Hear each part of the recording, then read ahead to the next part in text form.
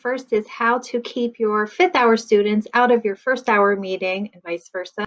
So it starts with creating a Zoom meeting. I only create one meeting for each period, and I make the topic the times that they are expected to meet.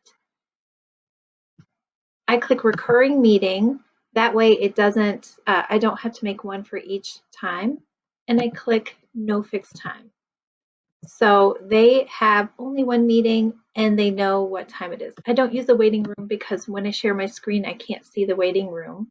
But you, of course, can use the waiting room. I think it's actually recommended. And I mute participants upon entry. I do not use the personal meeting ID. The reason why I don't use the personal meeting ID is because that creates the same Zoom meeting for all 5 of my classes. But I don't want my 5th period to have access to my 1st period Zoom meeting.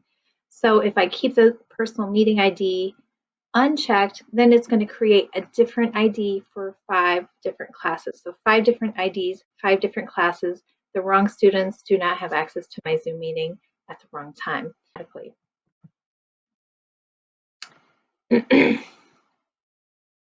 Okay, now in Zoom, you can see there is only one meeting showing.